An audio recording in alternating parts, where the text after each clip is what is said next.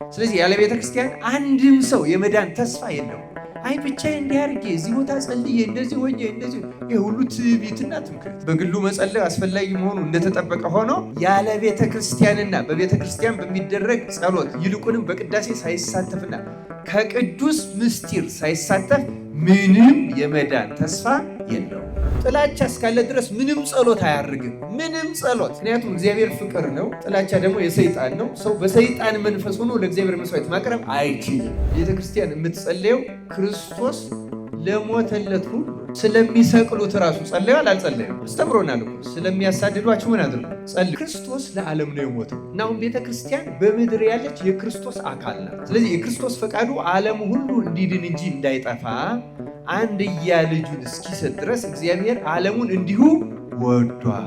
ቤተክርስቲያን ስለሚያሳድዷት፣ ስለሚገፏት፣ ስለ እያንዳንዱ ትጸለያለች። ቤተክርስቲያን የምትጸለየው ጸሎት በሙሉ ክርስቶሳዊ የሆነ ብቻ።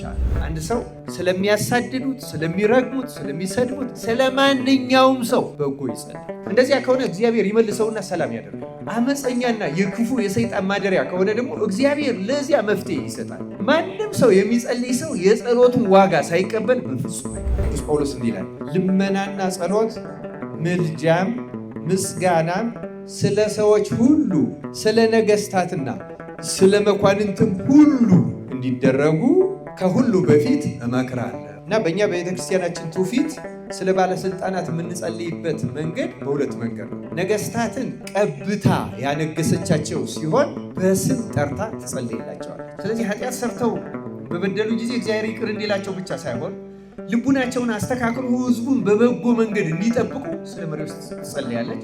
ስለ የትኛው መሪ ነው የምትጸልየው? ለምሳሌ ቅዱስ ጳውሎስ ይህን በሚጽፍበት ዘመን አንድም ክርስቲያን መሪ አልነበረ። ይህን የምንጸልየው መሪዎችን ለመደገፍ አይደለም። ክፉዎችም በጎችም መሪዎች በእግዚአብሔር ፈቃድ ነው። ክፉዎችም የሚመጡበት ዓላማ አላቸው፣ በጎችም የሚመጡበት ዓላማ። ስለዚህ አንድ ክርስቲያን ሳይጸነው ሳይኮሰኩሰው ቤተ ክርስቲያን ቀብታ ላላነገሰችው አንዱንም ግን ስሙን መጥራት አይቻልም። አንዳንድ ሰዎች ለምንድን ነው አሁን ላሉት መሪዎች የማይጸለይ ይላሉ። ይጸለያል፣ በደንብ ተደርጎ ነው ይጸለያል። ለእነሱ ብቻ አይደለም፣ በየትም ዓለም ላለ ለአክራሪ እስላማዊ ሀሳብ ላላቸው መሪዎች፣ ለሂንዱ፣ ለሽንቶይዝም፣ ለኤቲስት መሪዎች፣ ለየትኞቹ ምክንያቱም ቤተክርስቲያን የክርስቶስ አካል ናት። ሰው ለሆነ ሁሉ መጸለይ ቤተክርስቲያን ምኗ ነው? ግዴታ። እና እኛ ቤተክርስቲያን ስለሚያጠፉ፣ ስለሚያሳድዱ፣ ስለ የትኛው እንጸለያለን? መልሱም ከማን ነው የምንጠብቀው? ክርስቶስ ነው። ቅዱስ ጳውሎስን የመለሰችው የእስጢፋኖስ የሚያደርጉትን አያውቁምና ይቅር በላቸው የምትለው ጸሎት። ምክንያቱም ለመመጻደቅ አይደለም ቅዱስ እስጢፋኖስ የጸለየው፣ በመንፈስ ቅዱስ ሆኖ። እውነተኛ ስለ አሳዳጆች የሚደረግ ጸሎት አሳዳጆችን የመመለስና ክርስቲያን የማድረግ ኃይልና ጉልበት።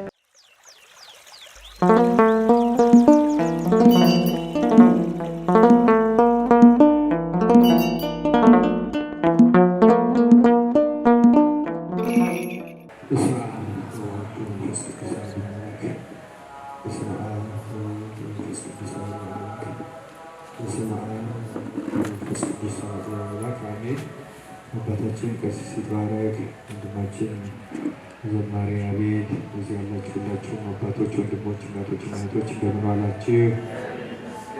እንደምን አመሻችሁ? እንደምን ሰነበታችሁ? አሜን። ልዑለ ባሕርይ እግዚአብሔር አምላካችን ስሙ ለዘላለም የተመሰገነ ይሁን። እንደተባለው ባለፉት 5 ሳምንታት ስለ ጸሎት አነስተኛ የሆነች ግንዛቤ እንኳን ቢፈጥርና እውነተኛውን ጸሎት የመጸለይ ነገር የመፈለግ ያንንም በጸሎት የመጠየቅ እንደ ፈቃዱ ደግሞ አግኝተን የመጠቀም ነገር እንዲኖር በማሰብ ለ5 ሳምንታት መነሻ ነገር ተማምረናል። ያንንም እንድናደርግ ስለፈቀደልን የእግዚአብሔር አምላካችን ስሙ ለዘላለም የተመሰገነ ይሁን። በእውነት በዛሬው ዕለት የምንማረው ስለነማን ወይም ለነማን እንጸለያለን በሚለው ጉዳይ ላይ ይሆናል። ጥያቄዎች እንድትልኩና እነሱም በዚህ በጉባኤው እንዲመለሱ አስበን ነበረ። ግን የላካችኋቸው ጥያቄዎች በጣም አስገራሚዎች ናቸው። እንደተላከልኝ ከዚህ ከአስተባባሪዎቹ አንድ ሰው በአንድ ጥያቄ ውስጥ 3 ጥያቄ ሊልክ ይችላል። እነዚያን ሳይጨምር በተራ ቁጥር ብቻ የተዘረዘሩ 74 ጥያቄዎች መጥተዋል እና ሳስበው ለማንበብ እንኳን ራሱ 1 ሰዓት ይፈልጋል አልኩኝ። እነዚህን በአንድ ቀን አንጨርሳቸው። ስለዚህ ምንድነው ያሰብኩት? በጥያቄዎቹ በጣም ነው ደስ ያለኝ። ለምንድን ነው ደስ ያለኝ? የሚሰሙት ሰዎች በደንብ ሰምተዋል። ምናልባት አንዳንዱ ክፍል በደንብ ያልሰሙ ይመስለኛል። አንዳንዶቹ ጥያቄዎች ሳየው ግን ሰምተዋል።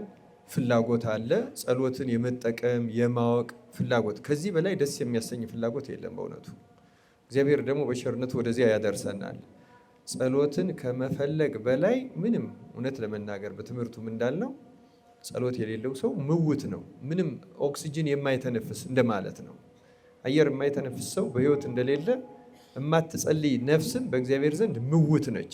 ስለዚህ ያችን እውነተኛዋን ጸሎት ለመጸለይ መለመን መፈለግና ለዛ አሁን በተሰጠችው ትንሽ የመግቢያ ትምህርትም የእውቀት ፍላጎት ከፍ ብሎ አንዳንድ ሰዎች አለፍም ያሉ ጥያቄዎች የላኩ አሉ። እርግጥ እንደዚህ አይነት ጥያቄዎችን ልኮ እንዲመለሱ መፈለግ በጣም በጣም ከመጠን በላይ ደስ የሚያሰኝ ነው።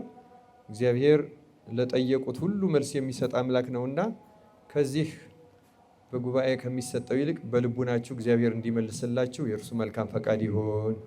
በብዛታቸው ምክንያት ስለዚህ ዛሬ እነዚያን ጥያቄዎች አልመልስም ማለት ነው። ምንድን ነው የምናደርገው? ቀጠሮ ይዘን ከማህበረ ጽዮን የሚዲያ ክፍል ጋር 1 ቀንም ፈጀ 2 ቀን ፈጀ ረጅም ጊዜ ወስደን እነዛን እንመልሳቸውና በሚዲያ መልሳቸው እንዲለቀቅ እናደርጋለን። በዚሁ ተስማማላችሁ? አይሻልም? በእኔ መርሃ ግብር መሰረት ይሄንን ተከታታይ ክፍል ዛሬ መጨረስ ፍላጎት ነው ያለኝ። ስለዚህ እነዚያን ጥያቄዎች በመመለስ 3-4 ፕሮግራም ሊፈልግ ይችላል ከዚህ በኋላ። ያን ከምናደርግ በስቱዲዮ ተቀርጾ መልሶቻቸውን በዚሁ በማህበረ ጽዮን የዩቲዩብ ቻነል ቢለቀቅ በቂ ይመስለኛል። በዚሁ ተስማማላችሁ? ሚሻል ይመስለኛል። እንግዲህ ያን እንድናደርግ አምላካችን እግዚአብሔር ይርዳን። በጉባኤው እየተገኛችሁ እናንተ ከሌሎች መምህራን ሌሎችን ትምህርቶች ትማራላችሁ እንዳስለመዳችሁት። እንዲሁ በትምህርትም አነሳዋለሁ፣ ግን እንደ ማሳሰቢያ መናገር የምፈልገው ወደ ትምህርቱ ከመግባቴ በፊት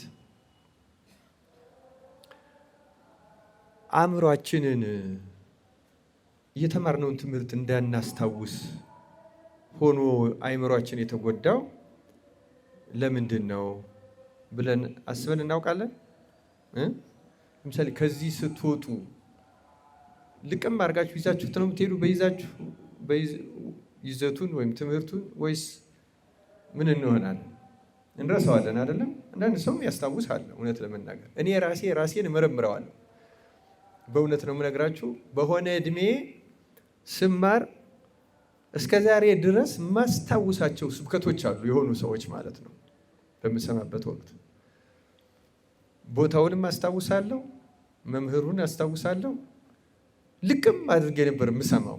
አሁን እንደዛ አይደለም። አሁን እኔ ልክ ነው እድሜህም ሄዷል ልትሉ ትችላላችሁ። አዎ የልጅነትና የአሁኑ አንድ አይደለም፣ ግን ደግሞ መሆን ይቻላል። አሁንም ቢሆን እውነት ለመናገር እውነቴን ነው። ከ30 ዓመት በፊት የተማርኳቸው ዛሬ እንደ አዲስ ማስታወሳቸው አሉ። አሁን ግን እንደዛ አይደለም። ይይዛለሁ ግን እጠይቃለሁ ለማለት ነው። ለምንድን ነው እንደዛ ይሆን ነው? ለምን ይመስላችኋል? ብዙ ምክንያቶች አሉት። ግን አንዱን ነገር ልንገራችሁ። የሰው አእምሮ በጣም አስገራሚ ነገር ነው እና እንዳስለመዱት ነው የሚሆነው። እንደምንድን ነው የሚሆነው አልኳችሁ? አእምሮን ትሬን ማድረግ ይቻላል። አሁን ለምሳሌ ሰው ስፖርት ሲለምድ ሰውነቱ ይሰለጥንና ከዚያ በኋላ ይቀለዋል አይደለም? ልክ እንደዚያ አእምሮ እንደዚያ ይሰለጥናል፣ ይለምዳል። እና ለምሳሌ ትምህርት ለመያዝ አእምሮን ያስለመደ ሰው ያለምንም ችግር ትምህርት መያዝ ይችላል። የእኛን አእምሮ ግን ሌሎች ነገር ሳናውቃቸው በመጥፎ መንገድ አለማምደውታል። እና በዚህ በትምህርት ምንድነው የሚባል አለ? አንለርኒንግ የሚባል አለ። አንለርኒንግ ማለት አእምሯችን የተማረው ነገር አለ። ያን የተማረውን ነገር ከአእምሮ ማጥፋት፣ አንለርን ማድረግ፣ እንደዚያ እንዳይለምድ ማድረግ የሚባል አለ። እና ለርኒንግ እንደ አንለርኒንግ የሚሉት አለ። እና ለርኒንግ ማለት አእምሮን ማስተማር ነው። በነገራችን ላይ የራሱ ትርጉም አለው። ከኤጁኬሽን የሚለይበት ቴክኒካል ሊሆን ይችላል ማለት እሱን እኔ መግባት አልፈልግም አሁን። ግን አንለርን ማድረግ የሚባለው ምንድን ነው? አይምሮ የለመደውን ልማድ ማስለቀቅ ማለት ነው። እና አሁን የእኛን አይምሮ በተለይ የከተሜው ማህበረሰብ በመጥፎ የሚያስተምሩ መዓት ነገሮች አሉ። በነገራችን ላይ በጣም ብዙ ጉዳዮች ናቸው። 2 ምሳሌዎችን ማንሳት እፈልጋለሁ። የእኛን አይምሮ ለትምህርት ሙት ያደረጉት ብዬ የማስባቸውን እኔ መጨመር ትችላላችሁ እናንተ። አንደኛ፣ አሁን ከተማ ብዙ ትራንስፖርት በመንገድ ላይ መዓት መኪና ይሄዳል፣ ሰው ይሄዳል። ታዩታላችሁ አይደለም? ያንን ለማስታወስ የሚሞክር ሰው አለ? የለም። በዚያ መንገድ ስንት መኪና እንዳለፈ፣ ምን አይነት መኪና እንዳለፈ የተለመደ አድርጎ አይምሯችን ምን ያደርገዋል? ይቀበለዋል። ከክፍለ ሀገር የመጣ ሰው ሊደነግጥ ይችላል። ለምሳሌ አይቶት ማያውቅ አይደለም? ትርምሱን ያያል፣ ሁሉ ያስደንቀዋል፣ በቃ ፍጦ ያያል። ለእኛ ግን አይምሯችን ምን አድርጎታል ማለት ነው? ለምዶታል። እና አሁን አንዳንድ ጊዜ አይምሯችን ምን ይሆናል መሰላችሁ? ሁለተኛ ሌላ ነገር ላንሳ። ቴሌቪዥን ወይ ዩቲዩብ፣ ፌስቡክ ደግሞ አለ። 3ኛ ፌስቡክ፣ ይሄ ምንድነው? ትዊተር፣ ቲክታክ ምናምን። አሁን ምን እናደርጋለን? አይምሯችን እንደዚህ መሽከርከር ላይ ማለት አዲስ ነገር እናያለን። አንዳንድ ትኩረታችን የሚስብ ሲኖር ቆም አድርገን እናያለን። ከዛ እናሳልፋለን አይደለም? እናሳልፋለን። ሲንጨርስ ምን ያህል እንዳሳለፍን እናስታውሳለን? አናስታውስም አይደለም እንዴ? ቴሌቪዥንም ይከፈታል። አንዳንዴ አይምሮ ጆሮአችን ትኩረት የሚስብ ነገር ጆሮአችን ገብ የሆነ ነገር ሲመጣ ነቃ ብለን እንሰማና ከዛ ምን እናደርገዋለን? እንተወዋለን። ከዛ ሙዚቃውም ማስታወቂያውም ይሄዳል። ስለዚህ አእምሯችን የሆነ ነገር እየተደረገ በማሳለፍ ልርንድ ሆኗል ማለት ነው። አንድን ነገር ቆም ብሎ አይዝም። ግልጽ ነው አይደለ? ይሄ በጣም አደገኛ ነገር ነው በነገራችን ላይ። እና ያ ምን አድርጎታል? ሰውን ቤተክርስቲያን ሲመጣ ዝም ብሎ ይሰማል። ልክ እንደ አውቶቡሱ እንደሚሄደው፣ ታክሲው እንደሚሄደው፣ እንትኑ እንደሚሄደው፣ ወይም ፌስቡክን እንደዚህ እንደሚያደርገው። አሁን ዛሬ መምህር ገሌ ነገ እንትን ገሌ ይመጣል፣ ያሳልፋል። አእምሯችን ሳናውቀው በማሳለፍ ትሬንድ ሆኗል። ይህንን ልምምድ አእምሯችን እንደገና ከዚህ እንዲወጣ አንለርን እንዲያደርግ ማድረግ በጣም አስፈላጊ ነው። እንደገና ደግሞ የምንፈልገው መማር እና አእምሮን አንቅቶ ለምሳሌ ይህንን ማስታወስ አለብኝ። በምን ርዕስ ነው የተነሳው? ምን ነው የጠቀሰው? ገና ሲገባ አንድ ሰው ምን ነው የጠቀሰ? ምን አይነት መሰረታዊ ሀሳብን ነው ለማስያዝ የሞከረው ብሎ ማረግ። ከዚህ ሲወጣ ጀምሮ ያንን በቃሉ ምንድን ነበር ያለው? የመጀመሪያው ጥቅስ ምን ነበረ? ትንሽ ማስታወሻ ከያዛችሁ ደግሞ ሲጠፋችሁ ገለጥ አድርጎ ማየት። ይህ የእውነቴን ነው የምነግራችሁ። በትምህርት ቤትም ተጠቅመንበታል። በማንኛውም መንገድ የሚጠቅመን ነገር ነው። እንደሱ የምታደርጉ ከሆነ አእምሮ ዝም ብሎ ማሳለፍ ያስለመዳችሁትን ሌላውን ሊያሳልፍ ይችላል። ይሄኛውን ግን መያዝ ይጀምራል እና አእምሯችሁ ለቃለ እግዚአብሔር ሲሆን መሰልጠን ይጀምራል ማለት ነው። ያን መልመድ ይጀምራል። ከዛ በኋላ የመረጠ ይሰማል፣ ይይዛል፣ ራሱን ያለማምዳል። በሌላም ጊዜ ማስታወስ እንችላለን፣ እየተጠቀምን እንሄዳለን ማለት ነው። ካልሆነ ዝም ብለን ልክ አሁን እንደዚህ እንደ ውሃ ይሄዳል። እዚህ አካባቢ ያለው አፈር ወይም ዛፎች ትንሽ ሊስቡ ይችላሉ፣ ግን ምንም እንዴት እንደዛ ሊሆን ይችላል በእውነቱ? እና እንደዚህ ከመሆን አምላካችን እግዚአብሔር ይጠብቀን። እና ዋና ጉዳይ ምንድነው? አሁን ስለ ጸሎት ተማር። ከዛ በኋላ የሆነ ወቅት እኮ ተምረን ነበረ ምንለው ከሆነ ምንም ትርጉም የለው። ቢያንስ የሆኑ ሀሳቦች ከ5ቱ ክፍሎች ይዘን ከሌላ ትምህርት ጋር እያዋሃድን ሰውነታችንን ለጸሎት ማናዘጋጀው ከሆነና ሳይሳካልን ሲቀርቡ ራሱ ወደ ህሊናችን መጥቶ የሚወቅሰን ቃል ከዚህ መካከል ከሌለ ብዙ ጠቀሜታ ላናገኝ እንችላለን። እንደተባለው አሁን በቴክኖሎጂው በምናምኑ በዩቲዩብ በምኑም ተቀርቶ ስለሚቀመጥ እሱን መመልከት አንድ ጥሩ ነገር ነው። ግን አይምሮ ካልተለማመደ ወዲያው አይታችሁት ወዲያው ትረሱታላችሁ። ወዲያው አይተን ወዲያው እንረሳዋለን። እና እንደዚህ አይነቱን ጠባይ እንደ ጠባይ ውሰዱት። አእምሯችን የለመደው ነገር ነው። ማስለቀቅ አንለርን ማድረግ የሚባለው ይህን ነው። ይህን እንድናደርግ አምላካችን እግዚአብሔር ይርዳን። ዛሬ ስለነማን እንጸለያለን ነው ትምህርታችን። ትንሽ ጊዜው ገፋ አድርገነዋል። በፍጥነት ለመሄድ እሞክራለሁ። ለምን መሰላችሁ? ዛሬ ይህን መተው የለብኝም ብዬ ያነሳሁት። ሌሎች ብዙ ጉዳዮች የሌሉ ሆነው አይደለም እኔም ማንሳት የሚገባኝ፣ ግን ይህን ማንሳት በጣም አስፈላጊ ነገር ነው። ምክንያቱም በኦርቶዶክስ ሃይማኖት ክርስትና የብቻ ድህነት ነው ወይስ የጋራ ድህነት ነው? ድህነት ቤት ነው የሚፈጸመው። ቅዱስ ቆጵርያኖስ ያለውን ይወስዱ ሊቃውንት። ቅዱስ ቆጵርያኖስ ምን ይላል? ቤተ ክርስቲያንን እናቴ የማይላት እግዚአብሔርን አባቴ ብሎ መጥራት አይችልም ይላል። ማንን እናቴ የማይል? ቤተ ክርስቲያን። ድህነት የሚፈጸመው በቤተ ክርስቲያን ውስጥ ነው ይላሉ ሌሎቹ። ደግሞ ድህነት የሚፈጸመው የት ውስጥ ነው? ወይም ደግሞ እንዲህ አድርገውም ይናገራሉ፣ ያለ ቤተ ክርስቲያን ድህነት የለም። ያለ ቤተ ክርስቲያን ምን የለም? ምን ማለት ነው? ያለ ቤተ ክርስቲያን ድህነት የለም ማለት ክርስቶስ ራስ የሆነላት እመቤታችን ንጽሕት ቅድስት ድንግል ማርያም ድል ነሾች ጻድቃን በሙሉ በእንግሊዘኛ ቸርች ትራያምፍ የሚሏት ድል የነሳችው ድል ነሻዋ የምትባለው ማለት ነው። በምድር ያለችው ቸርች ሚሊታንት ይሏታል። በመዋጋት ላይ ያለችው ቤተክርስቲያን። አሁን እኛ በመዋጋት ላይ ነው ያለነው። የምንማረው ለመዋጋት ነው አይደለም እንዴ? ጠላታችን ሰይጣንን በጸሎት ለመዋጋት አይደለም። አሁን ስለ ጸሎት የምንማረው ማንኛውም ትምህርት ለመዋጋት እና ይቺ በቤተክርስቲያን በምድር ላይ ያሉት ምዕመናን ህብረት ተዋጊዋ ቤተክርስቲያን ነው የምትባለው። በገነት ያሉት ድል ነሻዋ ቤተክርስቲያን የነዚህ ህብረት ናት። አንዲት ቤተክርስቲያን ናት። ሁለት ቤተክርስቲያን የለችም። ወናም ባቲ ቅድስት ቤተክርስቲያን አይደለም ነው አይደለም። እንተ ላይ ለኩሉ ጉባኤ ዘሐዋርያት ሐዋርያት በሰበሰቧት ከሁሉም በላይ በምትሆን አንዲት ቤተክርስቲያን ምናላለን እናምናለን። እና ያቺ ጉባኤ አንዲት ጉባኤ በሐዋርያት ትምህርት እየገባን ነው የምንሰባሰብባት። ኢየሱስ ክርስቶስ ሊቀ ካህናት ሆኖ አለ። እመቤታችን ንጽሕት ድንግል ማርያም አለች። ሰራዊተ መላእክት አሉ። ቅዳሴ ላይ ትሰማላችሁ። ሰራዊተ መላእክት ለመድኃኒዓለም ቀውሙ ቅድሜው ለመድኃኒዓለም ሲባል እንሰማለን አይደል? እነሱ አሉ። በብሔረ ሕያዋን በብሔረ ብፁዓን የተሰወሩ በመንፈስ ቅዱስ ህብረት ይገኛሉ። ከኛ ከምዕመናን መካከል ደግሞ በቅዳሴ ጊዜ ወይም በሌላው ጸሎት ጊዜ ከምንገኘው ልቡ ፍጹም ኃጢአተኛ በመሆን የታመነ ከልቡ የሚሰማው ባለፈው ስለ ጸሎት ስንማር እንደተባባል ነው ልቡን እስኪሰማው ድረስ እንደኔ ያለ ኃጢአተኛ የለም የምትለዋን ነፍስ መንፈስ ቅዱስ በረቀቀ ጥበብ ከነዚህ ህብረት ጋር ይደምራታል። ያቺ ጉባኤ ናት ቤተክርስቲያን የምትባለው። ግልጽ ነው አይደለም?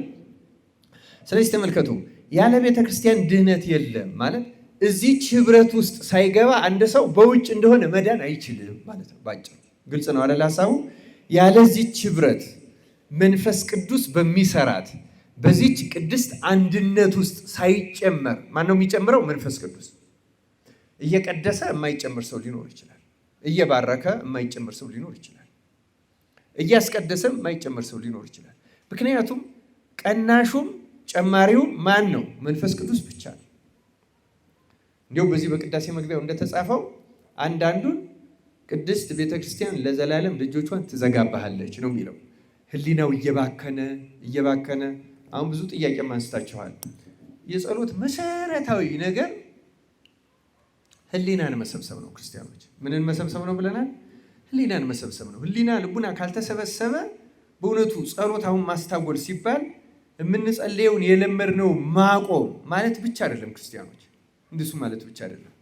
ከሱ ይልቅ የጸለይነው እየመሰለን ሳንጸልየው መቅረት ራሱ ህሊናችንን ሰይጣን ይወስደውና ሳንጸልየው መቅረት ማለት ነው። ይህን የቅዳሴውን መግቢያ አንብቤላችሁ አውቃለሁ? አንብቤላችሁ አላውቅም አይደለም? አሁን እዚህ ላንብብላችሁ በጣም መሰረታዊ ነገር ስለሆነ ማለት ነው።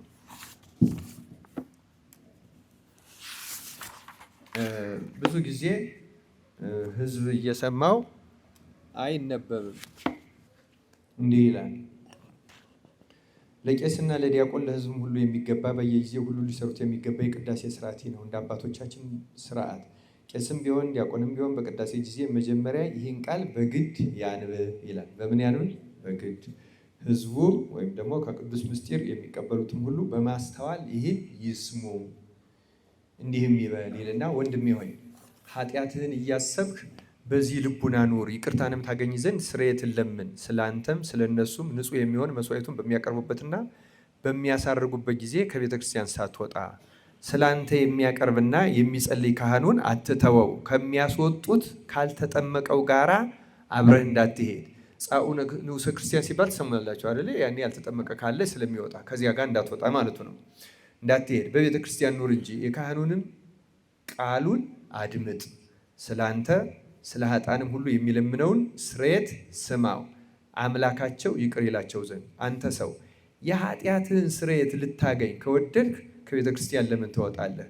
ሌላው አንገቱን ዝቅ አድርጎ ስላንተ ምሕረትን ይለምናል። አንተስ ለምን ስራ ፈት ትሆናለህ? በዚህ ጊዜ በልቡና ከአንዱ ሀገር ወደ አንዱ ሀገር ትመላለሳለህ።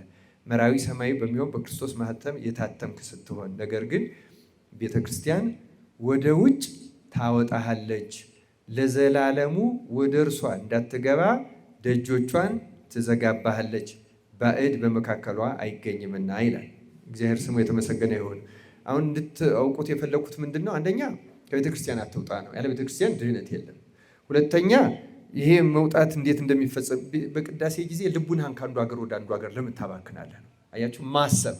አሁን ተመልከቱ፣ ልቡናችሁን የምታባክኑ ከሆነ ነው የሚለው ቤተ ክርስቲያን ታስወጣችኋለች፣ ለዘላለም ወደ እርሷ እንዳትገባም ደግሞ ደጆቿን ትዘጋባሃለች፣ ባዕድ በመካከሏ አይገኝምና። በሌላ ቋንቋ በቅዳሴና በጸሎት ጊዜ ልቡን የሚያባክን ሰው ለቤተ ክርስቲያን ባዕድ ነው የሚባለው። ክርስቲያኖች፣ ይህ እኮ በመጽሐፍ የተጻፈ ነው።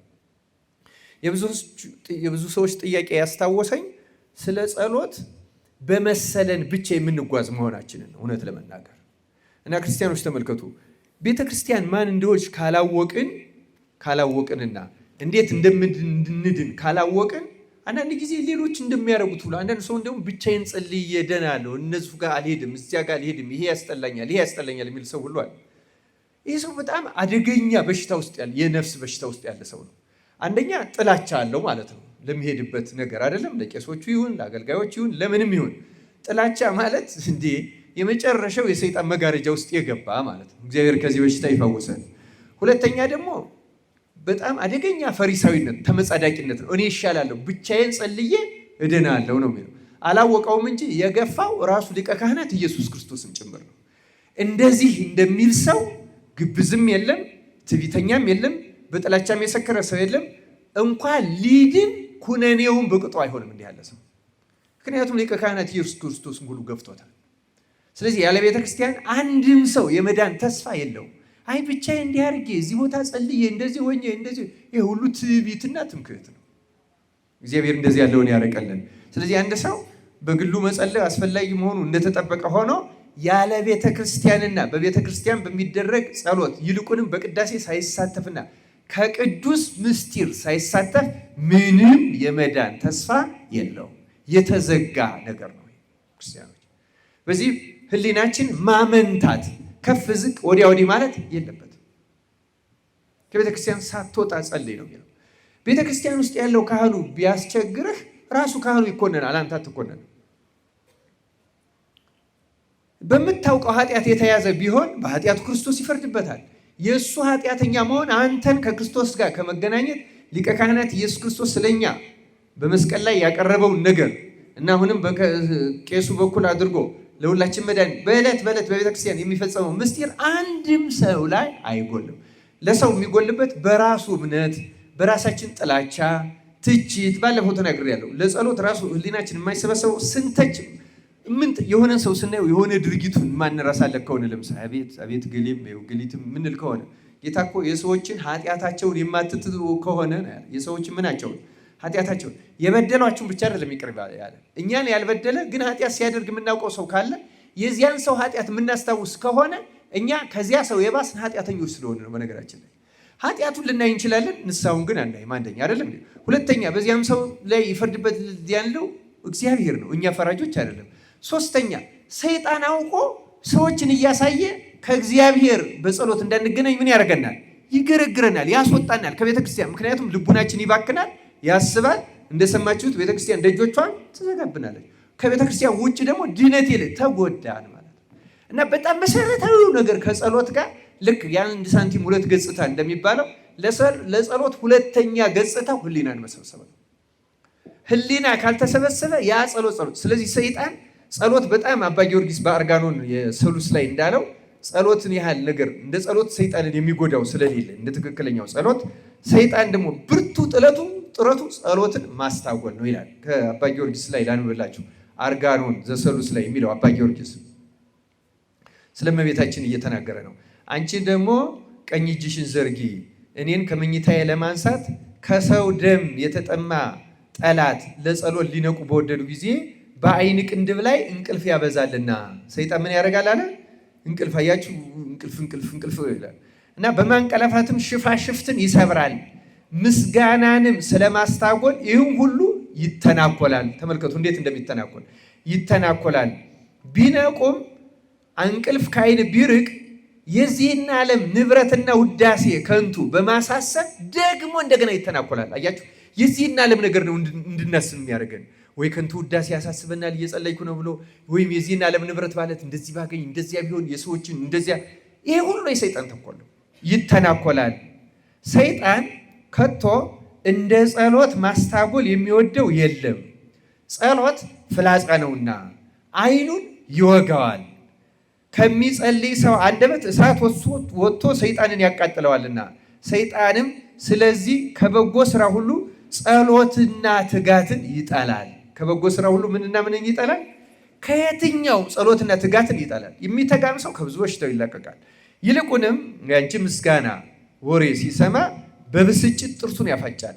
የምስጋናሽ ወሬ በሱ ዘንድ መራጃ ነውና ራሱን ይቆርጠዋል። ከስምሽ አጠራር የተነሳ መብረቅ በኃይል ሲጮህ እንደሰማ ሁሉ ይደነግጣል። አንቺ ከተወለድሽ ጀምሮ እረፍት አላገኘምና እረፍት አላገኘም፣ በአንቺ ታመመ፣ በልጅሽም ተጨነቀ ይላል። አባ ጊዮርጊስ በረከት በሁላችን ይደርብን።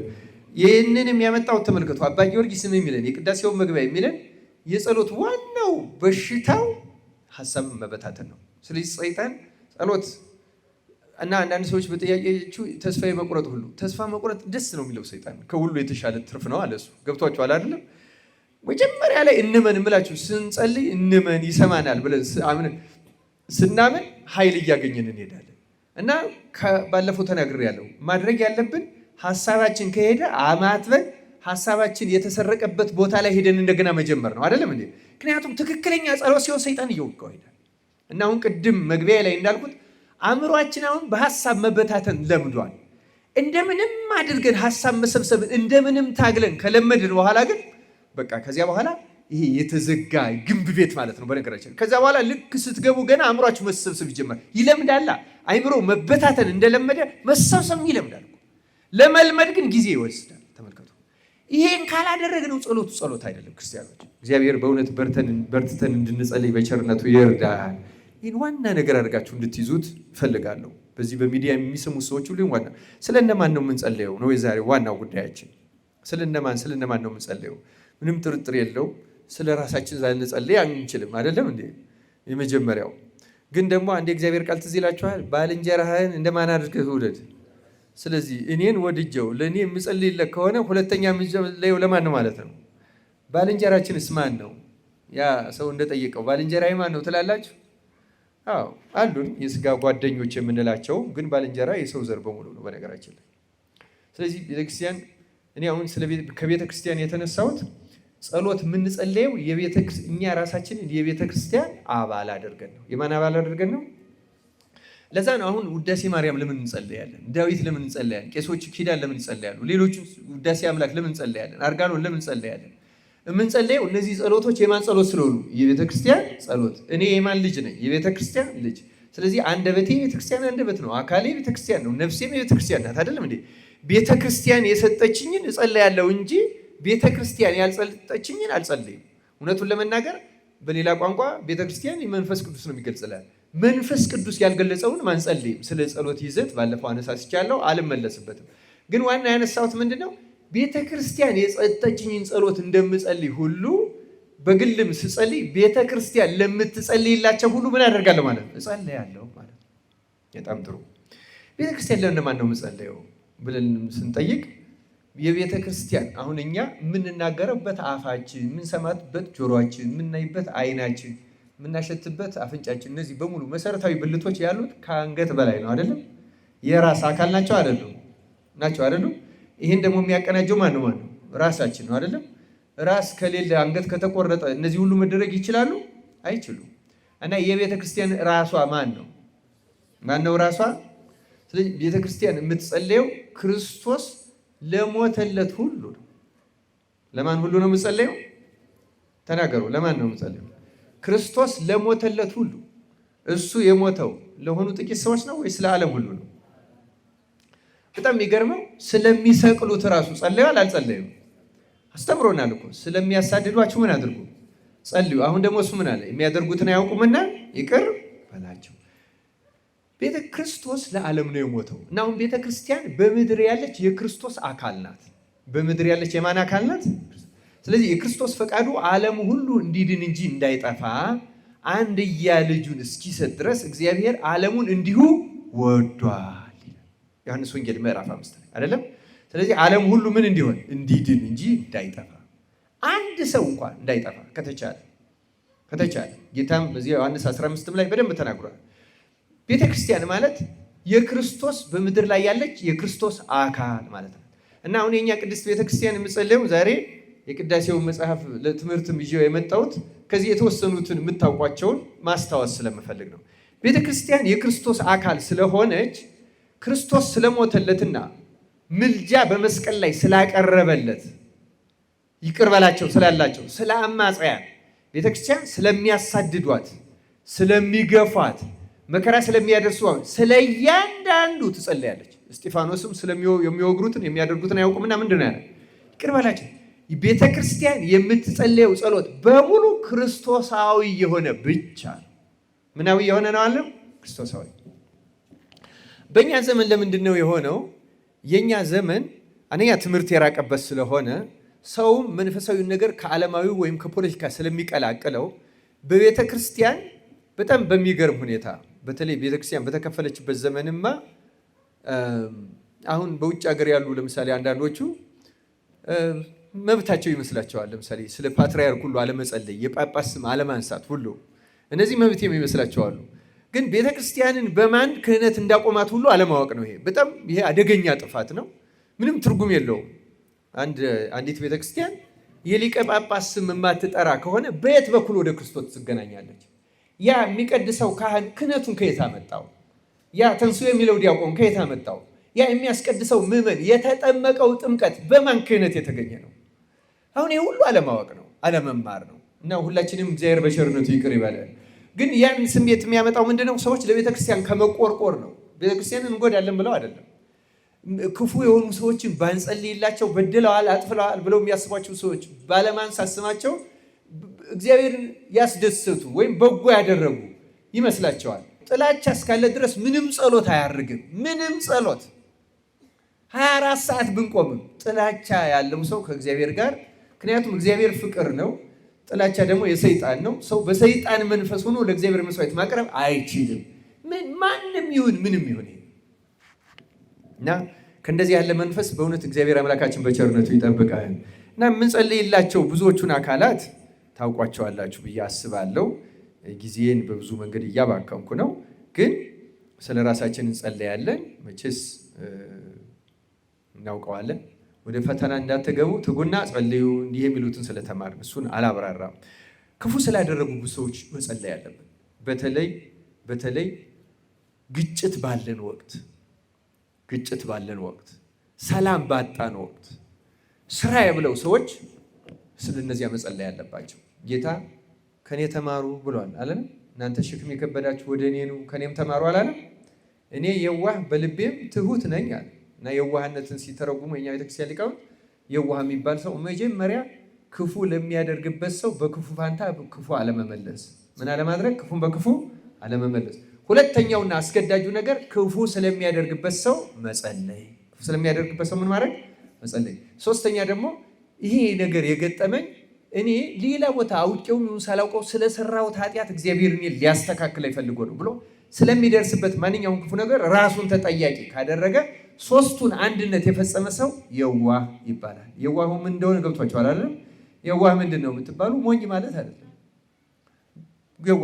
የዋህ ስለ ክፉ የማይመልስ ክፉ ስለሚያደርግበት የሚጸልይና ራሱን ደግሞ ስለሚደርስበት ነገር ሁሉ ኃጢአተኛ ነኝ ብሎ ራሱን ተጠያቂ የሚያደርግ እንዲህ እንደናደርግ አምላካችን እግዚአብሔር ይጣ።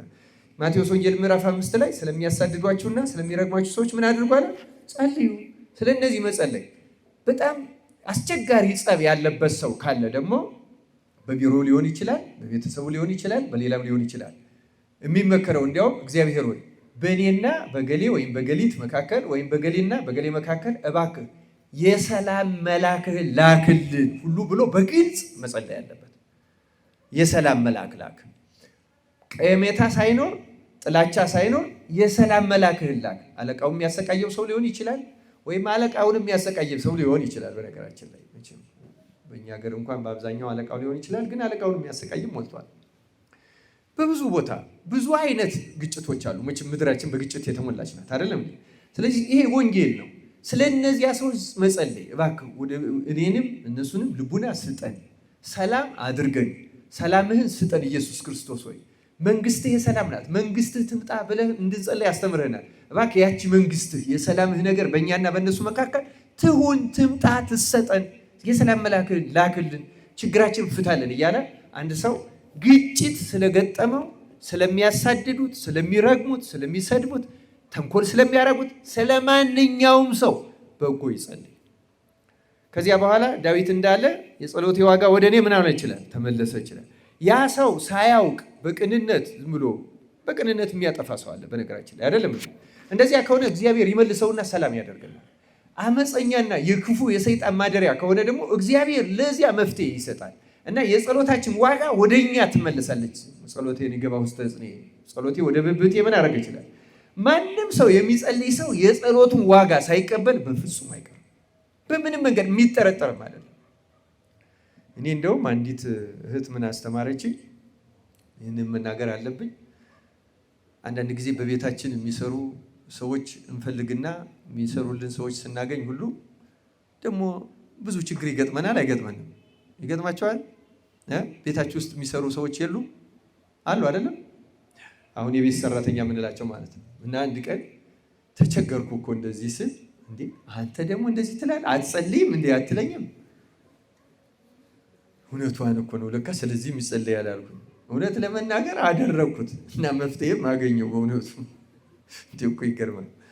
ሰው የማይፈታ ነገር የለም በነገራችን ላይ በጸሎት ምንም የማይፈታ ነገር የለም።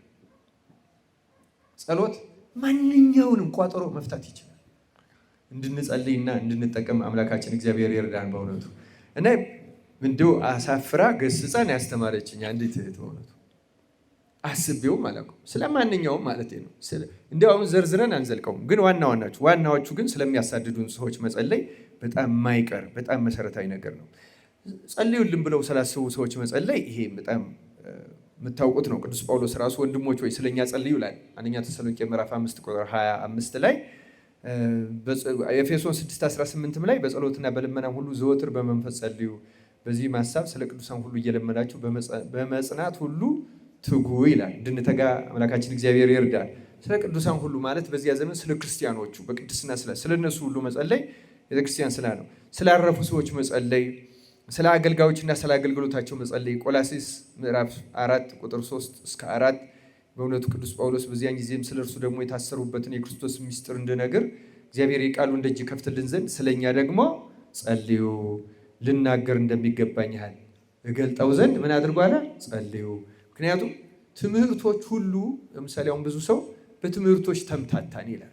ሊምታታ ይችላል። ግን ከክርስቶስ የምትገኝ ትምህርት ብቻ እንድትመጣልን እባክህ አድርግ፣ ካንተ ብቻ የምትገኝ። ስለዚህ መምህራኑ የልቡናቸውን ግሳት እንዳይናገሩ፣ ግምቶቻቸውን እንዳይናገሩ፣ ከሊቃውንት ያልተገኘ ከቅዱሳን ያልተገለጸ እንዳይናገሩ ለእነሱም ግለጽላቸው። እኛም ደግሞ በእነሱ በኩል ያልሆነ የኑፋቄም ይሁን የክደትም ይሁን የዚህ ዓለም ፍልስፍናም ይሁን እንዳንሰማ እባክህ ለእነሱም ግለጽ፣ የእኛንም ጆሮ ጠብቅ እያሉ መጸለይ በጣም አስፈላጊ ነው። ይህ እኮ ራስን ማዳን ነው። እነዚያን ሰዎች መጥቀም አይደለም። ክርስቲያኖች ቤተክርስቲያንን ማዳን እኮ ነው። ሁላችን እንደዚህ የምንጸልይ ከሆነ እግዚአብሔር ለሚገባቸው ይሰጣል፣ ለነፍሳችን የሚገባውን ይልካል፣ ያደርጋል። አሁንም እኮ ለብዙ ሰዎች የሚሰጠው በነገራችን ላይ ስለምእመናኑ ነው። ስለምእመናኑ አሁን ቅዱስ አትናቴዎስ ይላል፣ እንዲያውም አስተማሪዎችን ሊቃውንትን የሚያነጻጽሩትን አታነጻጽሩ ይላል ቅዱስ አትናቴዎስ። ምክንያቱም እውነተኛ ትምህርት ከሆነ ለእያንዳንዱ ለሰው እንደሚገባው መንፈስ ቅዱስ ገልጾላቸው ነው ያስተማሩና መምህራን ማነጻጸር መንፈስ ቅዱስ ማነጻጸር ነው ይላል። ለምሳሌ ተሰጥቷቸው የሚያስተምሩትን በተለይ ይሄ ግሳታችን ምናምን በእውነት የሚሰጠው ትምህርት ግን ምክንያቱም ቄርሎስ የተናገረውን ዮሐንስ አፈወርቅ አልተናገረው ማለት ዮሐንስ አፈወርቅ ያንሳል፣ ወይም ዮሐንስ አፈወርቅ የተናገረውን አትናቴዎስ አልተናገረው ማለት አትናቴዎስ ከዮሐንስ አፈወርቅ ያንሳል ማለት አይደለም። በዚያ ጊዜ ለዚያ ሕዝብ በሚያስተምርበት ጊዜ ሕዝቡ የሚያስፈልገው ለዮሐንስ አፈወርቅ ገለጸ። አትናቴዎስ በሚያስተምርበት ቦታና ዘመን በዚያ ዘመን ለሚያስፈልገው ገለጸ። ለየሁኔታው እግዚአብሔር ስለገለጸ ስለ ሁኔታዎች እግዚአብሔር ያደረገውን የሰዎቹ አድርጋችሁ ለምን ነው የምታነጻጽሩት እያለ ይገስጻል ቅዱስ አትናቴዎስ መልሶ። እና እንደዚህ ያለውን በሽታ እግዚአብሔር ከኛ ያስወግድልን። ይሄ የዓለም የቲፎዞ የአድናቂ የተከታይ ጠባይ ነው፣ የክርስቲያኖች ጠባይ አይደለም። ክርስቲያኖች በሁሉም ነው የሚጠቀሙ፣ የሁሉም ናቸው። ለሁሉም የሚያስፈልገውን እንዲገልጽ ማንን ይለምናሉ? እግዚአብሔርን ይለምናሉ። ማድረግም ያለብን ያንን ነው። ያን እንድናደርግ አምላካችን እግዚአብሔር በቸርነቱ ይርዳል። አንዳንድ መሰረታዊ ነገሮችን እንግዲህ እኔ አንዱ ስለ በሽተኞች መጸለይ የምታውቁት ነው። በጣም አስፈላጊ ነው ብዬ የማስበው ደግሞ ስለ መሪዎችና ስለ ባለስልጣናት መጸለይ። ስለማንና ስለማን? በቅዱስ መጽሐፍ አንደኛ ጢሞቴዎስ ምዕራፍ 2 ቁጥር 1-2 ላይ ቅዱስ ጳውሎስ እንዲህ ይላል፣ እንግዲህ እግዚአብሔርን በመምሰልና በጭምትነት ሁሉ ጸጥና ዝግ ብለን እንድንኖር ልመናና ጸሎት፣ ምልጃም፣ ምስጋናም ስለ ሰዎች ሁሉ ስለማን ሁሉ አለ? ተናገሩ። ይሄን ስለ ሰዎች ሁሉ በጣም የሚገርም ነው። ስለ ነገስታትና ስለ መኳንንትም ሁሉ እንዲደረጉ በጣም ይገርማል። ከሁሉ በፊት እመክራለሁ ይላል። ስለ ቃሉ የእግዚአብሔር ስም የተመሰገነ ይሁን እና እዚህ ኃይለ ቃሉ ላይ ሁለት አካላትን ጣልቷል። አንደኛ ስለ ሰዎች ሁሉ፣ ሁለተኛው ደግሞ ስለናዋና ስለማን? ስለ መኳንንትና ስለ ነገስታት እና በእኛ በቤተክርስቲያናችን ትውፊት ስለ ባለስልጣናት የምንጸልይበት መንገድ በሁለት መንገድ ነው። ነገስታትን ቀብታ ያነገሰቻቸው ሲሆን በስም ጠርታ ትጸልይላቸዋለች። ምን ያደረጋቻቸው ሲሆን ምን ያደረገቻቸው? ቀብታ ያነገሰችው። ቁጥራቸውም የእግዚአብሔርን መንጋ ከሚጠብቁ ከእረኞች ነው። ዳዊትን እረኛ ይለዋል አይደለም መጽሐፍ ቅዱስ ይለዋል አይደል? እንደ ዳዊት ያለ አስነሳለሁ ይላል። ሌላው ቀርቶ በስርዓት ነገስታት ተቀብተው ከነገሱ እንደ ዲቁና ስለሚቆጠርላቸው ቅብአ ንግሱ ራሱ መቅደስ ሁሉ ገብተው ማስቀደስ ይፈቀድላቸዋል። ምክንያቱም ቅብአ ንግሱ የከበረ ስለሆነ ለነዚህ እረኞች ስለሆኑ እንዳይዘናጉ። ማንኛውም ካህንም ምዕመንም ኃጢአት ሰርቶ እንደሚበድል መሪም ኃጢአት ሰርቶ ይበድላል። ስለዚህ ኃጢአት ሰርተው በበደሉ ጊዜ እግዚአብሔር ይቅር እንዲላቸው ብቻ ሳይሆን ልቡናቸውን አስተካክሎ ህዝቡን በበጎ መንገድ እንዲጠብቁ ስለ መሪዎች ትጸልያለች። ስለ የትኛው መሪ ነው የምትጸልየው? ለምሳሌ ቅዱስ ጳውሎስ ይህን በሚጽፍበት ዘመን አንድም ክርስቲያን መሪ አልነበረም። ነበረ እንዴ? አንድም። የመጀመሪያው የሮማ ነገስታት እነሱን ቆርጠው የገደሏቸው አይደሉ? አንድም ንጉስ አልነበረም። ምናልባት ክርስቲያንም ባይሆን ለክርስትና መልካም ሀሳብ የነበረው ጌታ በነበረበት ዘመን የነበረ የአርመንና የዚያ ዘመን የአርመንና የሶሪያ መሪ የነበረ አብጋር የሚባል መሪ ነበረ። ስለዚህ ሰው ሰምታችሁ ታውቃላችሁ? አብጋር የመጀመሪያዎቹ ሐዋርያት በሮም መንግስት እንዲስፋፋ ወደዚህ ወደነ ያሁኗ ኢራን ወደ መሶፖታሚያ ምድር ወደዚያ ሁሉ ክርስቲያኖች ሐዋርያት ሁሉ ያለ ችግር እንዲሄዱ መሪዎችን በማግባባት ምክንያቱም ለጌታ ደብዳቤ ጽፎ ነበረ። እሱ ይሄ ሰሞን ኒቆዲሞስ ነው አይደል? ታውቃላችሁ አይደል? ነው አይደለም? ኒቆዲሞስ ስለ ኒቆዲሞስ አንድ ነገር ብቻ ነው የምናገረው አሁን ምንም ነገር ስለማ ኒቆዲሞስ ስለ ጌታ ምንድን ነው ያለ? አንተ ከእግዚአብሔር ዘንድ ተልከህ መምህር ሆነህ እንደመጣህ እናውቃለን። ከእግዚአብሔር ያልተላከ ወይም እግዚአብሔር ከእርሱ ጋር ከሆነ ሰው በቀር አንተ የምታደርጋቸው ሊያደርግ የሚችል የለም። ይሄ አረፍተ ነገሩ ትክክል ነው ስህተት ነው? ተናገሩ። አዎ ትክክልም ነው ስህተትም ነው ብላችኋል። ስህተት ነው። ልክ ነው። ከእግዚአብሔር ጋር ያልሆነ ሰው ታምር ሊያደርግ አይችልም። በዚህ አነጋገሩ ትክክል ነው ማለት ይቻላል። አንዳንዶቻችሁ ግን ደግሞ ጌታ እግዚአብሔር ከእርሱ ጋር የሆነ ሰው ነው ወይስ ራሱ እግዚአብሔር ነው? ማን ነው ጌታ? ራሱ እግዚአብሔር ነው አይደል? ገብቷችኋል አይደለም? ስለዚህ ጌታን ቀስ አድርጎ የተማረ ስለሆነ ተግሳጽ የሚችል ስለሆነ ከፍ አደረገው። ጌታ መሆኑን እንዲያውቅ ነው ያደረገው፣ ቀስ አድርጎ ማለት ነው። ጌታ ቀስ አሁን ሳምራዊቷን ሴት አይሁዳዊ ወንድ አለችው። ሲነጋገራ ቀስ ብላ አንተ ነቢይ እንደሆን ካያለው አለች አይደለም? አሻሻለች አላለሻሻል?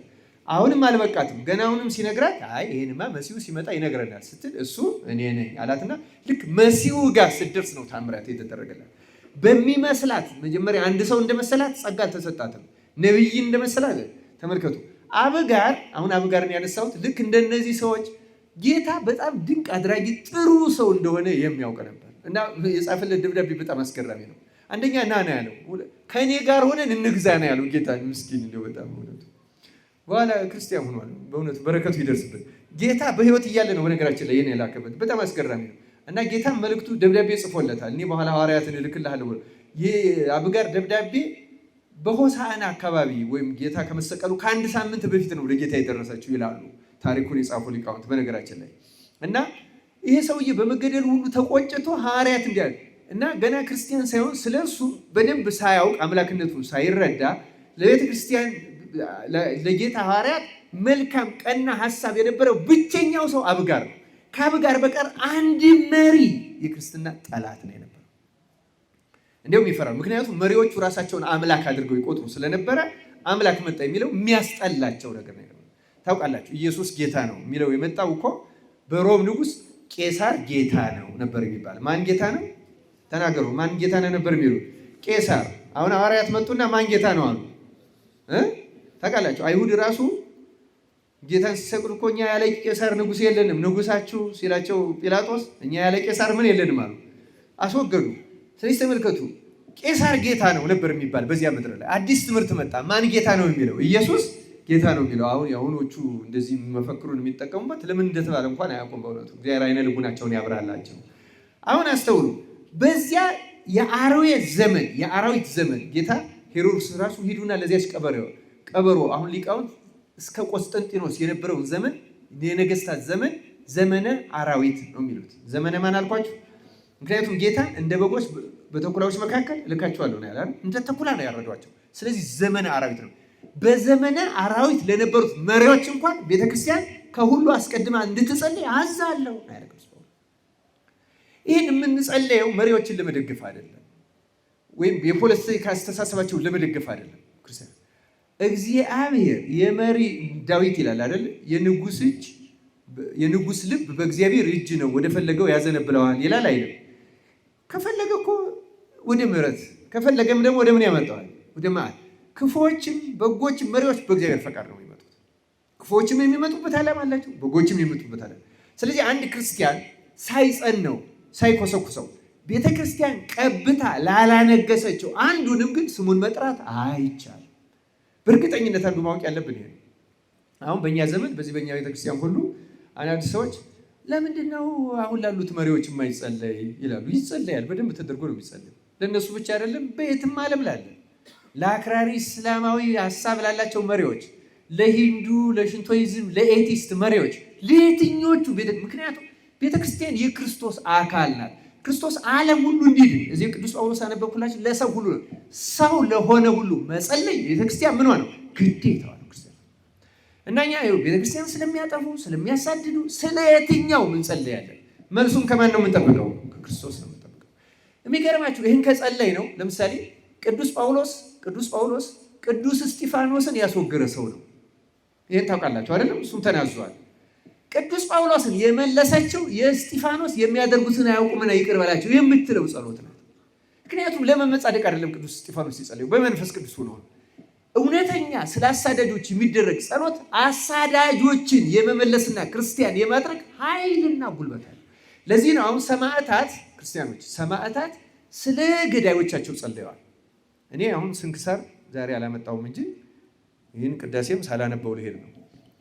ስንክሳሩ ላይ አሁን እዚህ የመጋቢት ስንክሳር ላይ ታሪኩ አለ። በግብፅ እንዴናው የሚባል ግዛት ገዢ አርያኖስ የሚባል ስሙን ታስታውሳላችሁ? አርያኖስ በጣም በጨካኝነቱ የሚታወቅና አብዛኛዎቹን ክርስቲያኖች ያሰቃየ ሰው ነው። ለመደሰት ልክ እንደ ብራና ክርስቲያኖቹን እንደዚህ ያስወጥራቸውና በቀስት ልክ ዳርት የሚባል ጨዋታ አለ አይደለ? እንደዛ ያስነድፋቸዋል። ቀስት እንዴት ሲወጋን ትንሽ ነገር ሲወጋን እንዴት እንደሚያምን ታውቃላችኋል? እንደዛ የወጋ የሚዝናና ሰው ነው የነበረው። ግን ክርስቲያኖቹ እንዲያውም አንድ ሊቀ ጳጳስ ይህንን ጨካኝ ያንን አርያኖስን ክርስቲያን አድርገህ አሳየኝ ብለው ነው የጸለዩለት። ወዲያው ነው እግዚአብሔር ቃል ይገባላቸው፣ ክርስቲያን አደርገዋለሁ። አያችሁ ያን ጨካኝ። ከዛ አንድ ቀን አብላኒዮስና አንድ ፊልሞን የሚባሉ አገልጋዮች ነበሩት። ፊልሞን አዝማሪው ነው፣ እንትን እያለ የተጫወተ መሰንቆ እየተጫወተ የሚያስደስተው ማለት ነው። አብላኒዮስ ደግሞ ክርስቲያን አገልጋዩ ነው። እና እነዚህን አብላኒዮስ ክርስቲያን መሆኑ ታውቆ ሊሰቃይ ሲፈልግ ፊልሞን ይሄ አዝማሪው የአብላኒዎስን ልብስ ለብሶ ስለሱ ፋንታ ሊሰቃየል የሚገርማቸው። ከዚያ በኋላ አግባባው ንጉሱ እምቢ አለ እና እነሱን እንደዚያው በቀስት ሲያስነድፍ በቀስት እያስወጋ ሲዝናና አንዷ ቀስት ተመለሰችና የአርያኖስን የዚህን ጨካኝ መሪ አይኑን ወጋቸው ይላል። ልክ አይኑን ስትወጋ ወራጅ መቋቋም አቃተው። በሰው እንደዛ የሚስቅበት እንዴት ከባድ መሆኑን አንዳንድ ጊዜ መቼስ በሰው ቁስል እንጨት ቢከቱበት አያመም የሚባል አባባልም አለ አይደል? በእኛ አንዳንዴ እኮ እንደዛ ጨካኝ ሰዎች ልቡናቸው እንደ እግዚአብሔር ግን ሊያድን ሲፈልግ መንገዱ ብዙ ስለሆነ አንዷ ጦር ተመልሳ ልክ ከኳስ ከግድግዳ እንደሚነጥር ከሰውየው ነጥራ ሄዳ የእሱን አይኑን ወጋቸው። ራዥ ረፍታጣ የሚሆነውን አጣ። አንድ ሰው ጠጋልና እነዚህን የምታስገድፋቸውን የሰማዕታቱን ደም ቀብተህ አይንህ ኢየሱስ ክርስቶስ ሆይ ማረኝ ብትለው አይንህ ያያል ይምርሃል አለ። የራዥ ሰው ያደርጋል አያደርግም? ረፍታቷል። ሄደና የሰማዕታቱን ደም እንደ እምነት ቀብቶ ጌታ ሆይ የሰማዕታቱ አምላክ ማረኝ ሲለው አይኑን በወግ አደረገለት። ከዛ በኋላ እኔ ክርስቲያን ነኝ አለ። ንጉሱ ተነገረው፣ እሱም ተያዘ፣ ተሰቃይቶ ሰማዕት ሆኖ ሞተ። መሞቱ ብቻ አይደለም፣ አሁን ቅዱስ ተብሎ በስንክሳር ላይ የተዘገረ የእሱ በረከት ይደርብን እንለዋለን። አያችሁ፣ ስለሚያሳድዱት ሰው እንደ አርያኖስ ያለ ጨካኝን ሰማዕት ያደረገ ስላሳድ።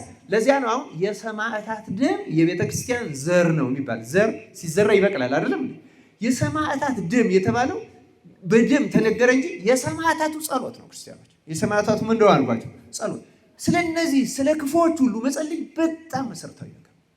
አንደኛ የሚያደርሱትን ጉዳት እንዲቀንስ እግዚአብሔር ልቡናቸውን ይመልሰዋል። ቸር አምላክ የትኛውንም ወደ ፈለገው ይመልስ። እግዚአብሔር የእነሱንም ልቡና ይመልስ፣ ዓለማችንንም ሰላም ያድርጋት። እዚህ ቅዳሴ ላይ በቃ እኔ እንግዲህ አንዲት ነገር አንብቤ ትምህርቴን እጨርሳለሁ። ሰዓቱን ስለጨረስኩት ያው አርፍደንም ስለጀመርን ነው። በይንተ ቅድሳትና ፍትሐ ዘወልድ እንደዚህ ጸሎቶች ስግዱ ተብሎ የሚጸለዩ ትዝ ይላችኋል? ታስታውሱታላችሁ? እውነቱን ለመናገር አሁን እዚያ ውስጥ በጸሎት የማይታሰብ አይታችሁ ታውቃላችሁ? እኔ ግን አስተውላችሁ እንድትሰሙት ነው የምፈልገው። አስተውላችሁ እንድትሰሙት የምፈልገው አንዳንዱ በጣም አስገራሚ ነገር የያዘ ስለሆነ ነው። እና በእውነቱ ይሄ ስግዱ ከተባለ ቂያሱ የሚጸለየው እንግዲህ በጣም ጌታችን አቤቱ ጌታችን ኢየሱስ ክርስቶስ ወልድ ዋሕድ የእግዚአብሔር አብ ቃል ማኅየቱ በመድኃኒትን በምትሆን በሕማምህ ከኛ የኃጢአታችን ሁሉ ማሰሪያ ያጠፋህ ይላል። እና አንዳንዶቹ የኃጢአታችንን ምን ያጠፋህ አለ? ይውላችሁ ኃጢአትና የኃጢአት ማሰሪያ አለ። የኃጢአት ማሰሪያ ማለት ያንን ኃጢአት ደጋግመን እንድናደርገው የሚያደርግ በልቡናችን ውስጥ የተቀመጠ ለምሳሌ ደስታ ሊሆን ይችላል። ባለፈው ተናግሬያለሁ። ደስታ የኃጢአት ማሰሪያ ነው። ደስታ ስጋዊ ደስታ ለምሳሌ የመጠጥ የመብል ደስታ፣ በዚያ ደስ የሚለው ሰው ያን መደሰት እየፈለገ በዝሙት የሚደሰት ዝሙትን እየፈለገ ያ ደስታ የኃጢአት ማሰሪያ ነው። ያን የኃጢአት ማሰሪያ ሲያጠፋው ለዛ ሪስፖንስ እኛ የምናደርገው ኃጢአት ያቆማል ማለት ነው። አንድን ኃጢአት ማቆም የሚያቅተን ማሰሪያው ስለማይበጠስ ነው። የእኛን ነፍስ አስሮ ይዟታል። እና ጸሎቱን ስትሰሙት ማሰሪያ ማሰሪያ ማሰሪያ የሚለው ቃል አለ። እና ሁሌም ከኃጢአት ማሰሪያ ፍታኝ። አሁን ነገ ሆሳዕና ነው፣ አህዮቹን ፈታችሁ አምጡልኝ ነው ያለ አይደለም? ይህ እኮ እኛን ከኃጢአት ማሰሪያ ለመፍታት ምሳሌ ነው። አሁንም መድኃኔዓለም ክርስቶስ የኃጢአት ማሰሪያችንን በጥሶ ይጣለልን እና ያጠፋ ንጹሐን በሚሆኑ ደቀ መዛሙርት በንጹሐን አገልጋዮች ፊት እፍ ያልህባቸው መንፈስ ቅዱስን ተቀበሉ። ይቅር ላላቸው ኃጢአታቸው ይቀርላቸዋል፣ ይቅርም ላላላቸው ኃጢአታቸው አይቀርም ያልካቸው። አሁንም በክብርት ቤተ ክርስቲያንህ ሁልጊዜ የክህነትን ስራ ለሚሰሩ ለንጹሐን አገልጋዮች አቤቱ አንተ ክህነትን ሰጠህ፣ በምድር ላይ ኃጢአትን ይቅር ይሉ ዘንድ ይሉና ያስሩ ዘንድ የበደልንም ማሰሪያ ይፈቱ ዘንድ። ኃጢአትን ይቅር ማለት አንድ ነው። የበደልን ማሰሪያ መፍታት ደግሞ ተጨማሪ ነገር ነው። በተለይ ማሰሪያውን እግዚአብሔር ፈቶ ቆርጦ ይጣልልን። ሁሌም የሚሉን እማእሰረ ኃጢአት ማን ይፍታ? ተመልከቱ፣ ዋናዋ የኃጢአት ማሰሪያ ናት ክርስቲያኖች። ያችን ማሰሪያ በጣጥሶ ይጣልልን እና አሁንም አቤቱ ሰው ወዳጅ ሆይ ዳግመኛ ከቸርነት እንለምናለን እንሻለንም ስለ ወንዶችም ስለ ሴቶችም ባሮችህ አባቶችና ወንድሞቼ እህቶቼ ደካማ ስለመሆን ስለ እኔም ስለ ባሪያ በቅዱስ መሠዊያህ ፊት ራሳቸውን ዝቅ ስላደረጉ ሰዎች የምህረትን ጎዳና ጥረግልን፣ የኃጢአታችንን ማሰሪያ ሁሉ ፈጽመህ አጥፋልን። የኃጢአታችን ማሰሪያ ሁሉ ምክንያቱም 3-4 የኃጢአት ማሰሪያ ያሰረ ሰዎች 10-8 የኃጢአት ማሰሪያ ያሰረ ሰዎች ልንሆን ይችላል። በትዕቢት ማሰሪያ የታሰረ፣ በዝሙት የታሰረ፣ በምን የታሰረ መንፈሶቹ በስንፍና መንፈስ የታሰረ እነዚያም ማሰሪያዎች ሁሉ እግዚአብሔር በጥሶ ይጣልልን እና የመጀመሪያው ስለ ድህነት ነው። እየሰማችሁት ነው አይደል? ባለፈው ስለተማርነው ስለ ድህነት ነው የመጀመሪያው የጸሎቱ ይዘት ከምስጋና በኋላ እሱ ነው የሚያተኩረው እና ከዚያ በኋላ የኃጢአታችንን ማሰሪያ ሁሉ ፈጽማት ባለ አቤቱ አንተን ብንበድል በማወቅ ወይም ባለማወቅ በተንኮልም ቢሆን በልቡና ክፋትም ቢሆን በመስራትም ቢሆን በመናገርም ቢሆን በእውቀት ማነስም ቢሆን የሰውን ድካሙን አንተ ታውቃለህ። ቸር ሰው ወዳጁ የፍጥረት ሁሉ ጌታ አቤቱ የኃጢአታችንን ስርየት ስጠን፣ ባርከን፣ አክብረን፣ ነፃም አድርገን፣ አንጻን፣ የተፈታን ነፃ የሚወጣን አድርገን። የኃጢአት ይቅርታ ካገኘን በኋላ ከተፈታን ነፃ እንወጣለን፣ ከዲያብሎስ ማሰሪያ እንፈታለን። ከዚያ በኋላ በንጽህና ማቅረብ እንጀምራለን። ከዚህ ማሰሪያ አምላካችን በቸርነቱ ይፍታል እና ቸር ጌታችን አምላካችን መድኃኒታችን ኢየሱስ ክርስቶስ አንተ ነህና ምስጋናና ክብር ለአንተ እናቀርባለን ያለ የካህኑ ይጨርሳል። ከዚያም ሌሎች ጸሎቶች አሉ። በይንተ ቅድሳቱ ላይ ግን መጀመሪያ የሚያቀርበው አንደኛ ስለ ሃይማኖትን በንጹህ እንጠብቅ ዘንድ ያቀርባል። እግዚአብሔር የሱን ሃይማኖት በንጹህ እንጠብቅ ይሰጠን ዘንድ ስለ ሃይማኖታችን ማልዳለን ይላል።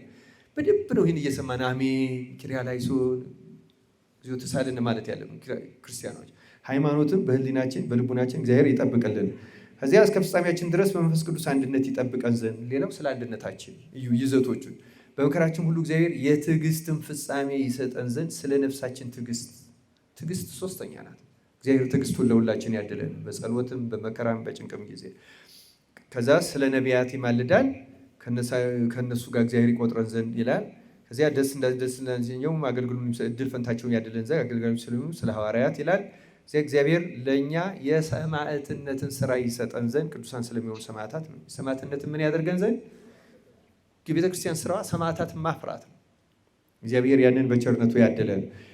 ይህንን እዛ ክህነት ስለ ሊቀ ጳጳሱ፣ ስለ ካህናቱ፣ ስለ ዲያቆናቱ እያለ ስለ ሁላችንም ያቀርብና በእውነቱ ስለ ደናግል ያቀርባል። ከዚያ ስለሚታገሱ ሰዎች እና በንጽህና ሆነው ይጠበቁ ዘንድ ስለ ህዝባውያን በንጽህና ሆነው ይጠበቁ ዘንድ እግዚአብሔር ፍጹም ሃይማኖትን እንዲሰጣቸው ስለ ህዝባውያንና ስለ ማህይመናን ማልዳነ ስለ ምእመናን እየወረደ በጎውን ዕድል ኃጢአትን ለማስተስረይ ሁለተኛው የሚገኝበት። ከዚያ ስለ ንዑሰ ክርስቲያን ተመልከቱ። በስነ ስርዓት ነው የሚቀርበው ቅደም ተከተሉ። ከዚያ እግዚአብሔር ስለ ሀገር ይለምዳል። ዘወትር ፍጹም ሰላምን እግዚአብሔር ይሰጣን ዘንድ እግዚአብሔርን ስለምትወድ ስለ ሀገራችን ስለ ኢትዮጵያ፣ ኤርትራውያን ስለ ኤርትራ፣ ሌሎቹም ስለ ሀገራቸው እውቀትን እሱ መፍራትን እግዚአብሔር ይሰጣቸው ዘንድ ስለ መኳንንትና ስልጣን ስላላቸው ምን እናደርጋለን? እንማልዳለን። ይህ ቤተክርስቲያን ስራዋል። በጣም የመጨረሻ ይህን አንብቤ ያቆማለሁ። በእውነቱ እንዲህ ይላል፣ ስለ ዓለም ሁሉ። ስለምን ሁሉ? ክርስቶስ የሞተው ስለማን ነው? ስለ ዓለም ነው? ስለ አንድ ሀገር ነው? ቤተክርስቲያን የክርስቶስ ምን ሆናት? አካሉ። ስለዚህ ስለማን ትማልዳለች? ስለ ዓለም ሁሉ። ስለ ዓለም ሁሉ እግዚአብሔር ማሰብን ያስቀድም ዘንድ ለእያንዳንዱም ይላል፣ ለእያንዳንዱም አንደኛ የሚያስፈልገውን ምን የሚያደርገውን የሚፈልገውን አይደለም ያለ። ምንድነው ያለው? ለዓለም ሁሉ ምን ያስፈልገዋል? ባጭሩ ምን ያስፈልጋል? ድህነት። መጀመሪያ እንዴ የሞተው ለምንድን ነው? ዓለምን ለማዳን አይደለም? ስለዚህ የሚያስፈልገው ድህነት። ሁለተኛ እናንተ ያለችው ሰላም ያስፈልጋል አያስፈልግም? ምግብ ያስፈልጋል አያስፈልግም? ወጥቶ መግባት፣ ጤና ያስፈልጋል። ስለዚህ ተመልከቱ፣ የሚማልድልን ዓለም የሚፈልገውን ቢሰጠው አያኖረንም። ግን እግዚአብሔርን የምንመልደው ምን እንዲያደርግ ነው? የሚፈልጉትን ሳይሆን የሚያስፈልጋቸው የሚያስፈልገውን ይልና በጣም የሚገርመው ደግሞ ያማረውን የሚሻለውን። ምክንያቱም ሰዎች ያላማረ ተራ ነገር ልንለምነው እንችላለን። እግዚአብሔር ግን ያማረና የተሻለ መስጠት ይችላል አይችልም? እኛ ያልሆነ ነገር እንለምናለን። ይሰጥ ዘንድ በጣም ስለ ዓለም ሁሉ እንማልዳለን። ስለዚህ ዋናው ስለማን እንማልዳለን እንጸለያለን ካል ስለማን እንጸለያለን? ስለ ዓለም ሁሉ። በነገራችን ላይ ከዛ ሌላው ዝርዝር ነው። ስለማን እንጸለያለን? ስለ ሰው ሁሉ፣ ስለ ዓለም ሁሉ። ቤተ ክርስቲያን ዓለምን ያዳነው የክርስቶስ አካል ከሆነች ስለማን ነው መማለድ ያለው? ስለ ዓለም ሁሉ። እንዲህ አድርገን ጸለይን እንድንጠቀም አምላካችን እግዚአብሔር ይርዳን። ይህንንም አልጨረስኩትም፣ ግን በቂ ነው። እግዚአብሔር ለሁላችን ማስተዋሉን ያድለን። እንደተናገርኩት ጥያቄዎቻችሁን በእግዚአብሔር ቸርነትና መልካም ፈቃድ በማህበረ ጽዮን ዩቲዩብ ላይ በስቱዲዮ ተቀርጸው ይለቀቃሉ። እስከዚህ ሰዓት የጠበቀን ይህን እንድነጋገር የፈቀደልን አምላካችን ክብር ምስጋና ይግባው። ቆየን። ወስብሐት ለእግዚአብሔር።